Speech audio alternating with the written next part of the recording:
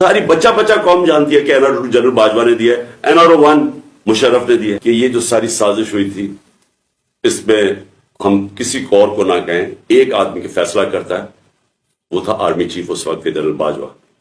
انہوں نے یہ فیصلہ کیا ہمیں ہٹانے کا۔ کیا وجہ تھی اس کے پیچھے؟ کیا یہ سمجھتے تھے کہ واقعی شہباز شریف اور یہ اسحاق ڈار کوئی بڑے جینیسز ہیں جو آ کے ملک کو ہمارے سے بہتر چلا لیں گے؟ کیا وجہ تھی کہ انہوں نے ایک سٹنگ گورنمنٹ کو گرا دیا؟ ہمارے لوگوں کو آ کے وہ جس طرح ابھی مصطفیٰ کوکر نے بتایا کہ بیک کے ممبرز اور MQM کے ممبرز اور شہزان بگٹی سب کو پتا تھا کہ یہ تو جو جدھر حکم ملے گا ان کو اسٹیبلشمنٹ سے انہوں نے ادھر جانا ہے، تو ان کو ادھر جا کے بھیج دیا کہ جناب آپ جا کے ادھر چلے جائیں، اور گورنمنٹ گر گئی۔ تو میرا اب اگلا سوال یہ ہے، جب گورنمنٹ گر گئی اور پھر ان کو یہ چیز کا علم ہوا کہ عوام ہمارے کے ساتھ آ کے کھڑی ہو گئی، 10 اپریل کو پبلک سڑکوں کے اوپر نکلائی، لوگوں نے ان چوروں کو ریجیکٹ کر دیا، بلکہ ہماری مقبولیت بڑھنی شروع ہو گئی اس لیے کہ لوگ ان کی جب شکلیں لوگوں نے دیکھی، پھر سے مسلط کیا گیا ان کو عوام کے اوپر، تو لوگ ہمارے ساتھ اور جڑنا شروع ہو گئے، بڑے بڑے جلسے شروع ہو گئے۔ اس کے بعد الیکشن جب کروائے گئے تو الیکشن کے ریزلٹس میں اس کے باوجود کہ پوری کوشش کی گئی اسٹیٹ مشینری اس کو ان کو جتانے کے لیے، اس کے باوجود ہار گئے۔ قوم نے اپنا ورڈکٹ دے دیا، دوسرا الیکشن ہوا اس میں بھی ہار گئے۔ لیکن مجھے جو افسوس کی بات ہے کہ بجائے ایک سمجھیں کہ جناب جنرل باجوہ آپ نے غلطی کر دی ہے، آپ کوئی عقل کل تو نہیں ہے، آپ دیکھ رہے ہیں کہ لوگ کدھر کھڑے، انہوں نے ہمارے اوپر جو ظلم کیا، جس طرح ہمارے اوپر ظلم کیا گیا، میں آپ کو یقین دلاتا ہوں کہ جنرل مشرف کے مارشل لاء میں میں اپوزیشن میں تھا، مجھے انہوں نے جیل میں ڈالا، میں نے کہیں اس طرح کا ظلم نہیں دیکھا جنرل مشرف کے دور پہ جو یہ جنرل باجوہ نے ہمارے پہ کروایا۔ ایک چلتی ہوئی حکومت جو اچھی بلی جو میں خود آپ کو بتا رہا ہوں، اور یہ آپ اکنامک سروے آف پاکستان میں دیکھ سکتے ہیں کہ ہماری پرفارمنس کیا تھی، میں نہیں اگر کہہ رہا تو آپ خود دیکھ سکتے ہیں۔ اس حکومت کو سازش کر کے، بیرونی سازش کا حصہ بن کے، کون ذمہ دار تھا اس کا ایک آدمی ذمہ دار ہے، اس کا نام ہے جنرل باجوہ۔ میں اس کے خلاف اس لیے نہیں بات کرتا تھا، آرمی چیف تھے، آرمی چیف کے خلاف آپ کیوں نہیں بات کر سکتے؟ کیونکہ فوج کے اوپر فوج کو برا نام نہ آئے۔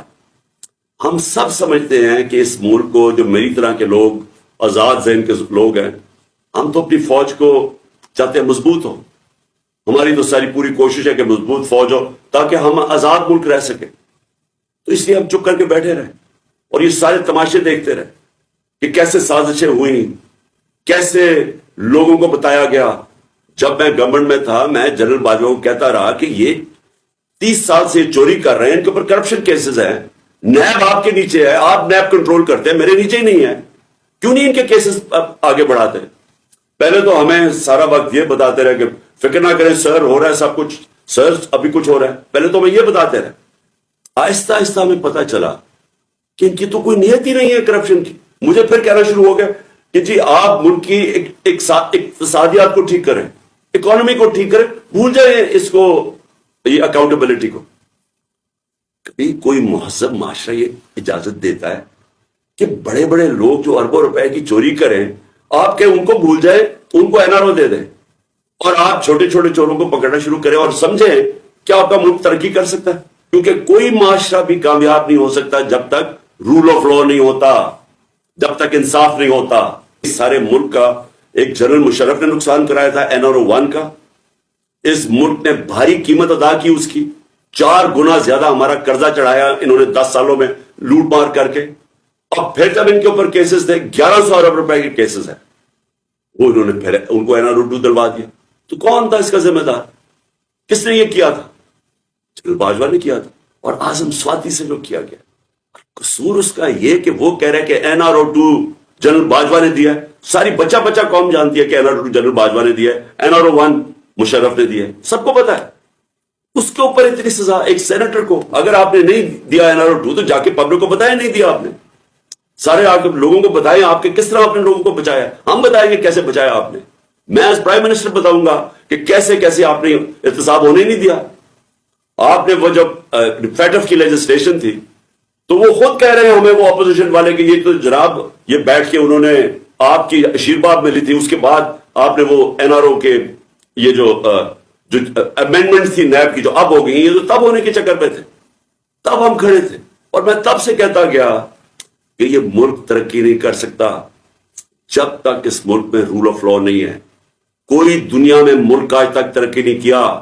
جس کے طاقتور ڈاکو ان کو آپ چھوٹ دے دیں اور صرف کمزور لوگوں کو پکڑے۔ کوئی ملک ترقی نہیں کر سکتا۔ اور میں نے آپ کے کانوں سے، جنرل باجوہ کے کانوں سے سنا کہ یہ کرپٹ ہے، اب آپ نے فیصلہ کیا کہ یہ ٹھیک ہو گئے اور آپ نے فیصلہ کیا کہ جناب یہ آپ ملک کو ٹھیک کریں گے، تو کیا ہم وہ کیڑے مکوڑے ہیں کہ جدھر آپ بھیڑ بکریوں کو دھکیلیں گے ہم ادھر چلے جائیں گے؟ یعنی ہم انسان ہیں یا ہم جانور ہیں کہ جو آپ کا فیصلہ ہو بند کمروں کے اندر ہم اسی کے اوپر چل پڑے؟ اور آپ کو جب نظر بھی آ رہا تھا کہ پاکستانی قوم ان کو ریجیکٹ کر رہی ہے، ہمیں تو ہمارے ساتھ میرا تو فائدہ کروا دیا، مجھے تو اللہ نے کبھی اتنی عزت دی نہیں جو اس کے بعد ملی ہے، لیکن ملک کو کدھر پہنچا دیا آج۔